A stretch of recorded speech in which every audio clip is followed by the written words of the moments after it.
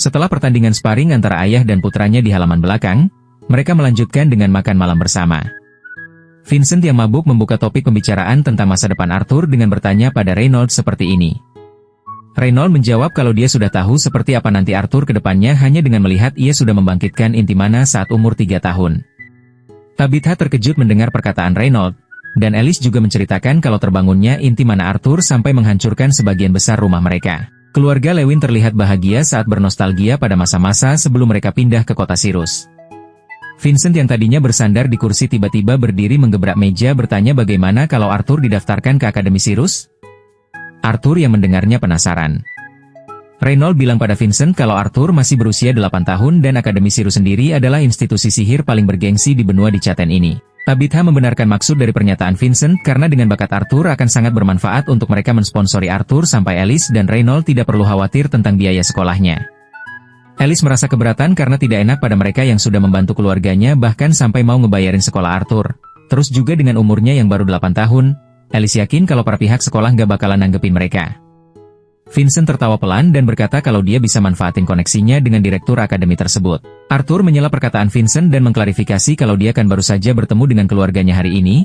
Ia minta kalau dia ingin menghabiskan waktu bersama keluarganya terlebih dahulu sebelum memutuskan apakah dia akan meninggalkan mereka lagi untuk pergi ke akademi atau tidak. Vincent merasa bersalah karena sudah terlalu berlebihan. Arthur pun berdiri berkata kalau dia merasa lelah dan pergi meninggalkan ruang makan. Lilia menatap memperhatikan kepergian Arthur. Arthur berjalan di lorong rumah dan tiba di perempatan. Ia pun mengambil jalan kiri, tapi dihentikan oleh Lilia kalau Arthur pergi ke sana dia hanya akan berakhir di salah satu ruang bawah tanah rumah keluarganya. Ia pun mengajak Arthur pergi ke suatu tempat bersamanya. Mereka tiba di suatu tempat yang ada beberapa pelayan. Lilia menyapa mereka dan berkata kalau dia membawa tamu hari ini, tamu itu adalah Arthur. Pelayan yang tua berkata, jadi, ini anak yang membakar setengah dari halaman yang aku usahakan dengan kerja keras untuk memeliharanya? Mendengar perkataan dari pelayan tua itu membuat Arthur merasa bersalah dan meminta maaf padanya. Suasana Lilia terlihat lebih cerah sekarang. Arthur berpikir kalau Lilia terlihat cukup pendiam sebelum ada di sini. Lilia bertanya pada pelayannya apakah masih ada daging bebek yang bagian lemaknya.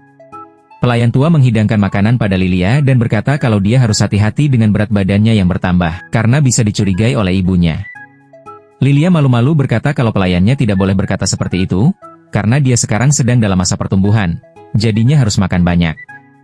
Para pelayan hanya bisa tertawa lembut mendengar perkataan Lilia. Arthur yang melihat hal itu dibisiki oleh seorang pelayan muda yang menjelaskan kalau Lilia akan sering datang ke sini saat dia merasa stres.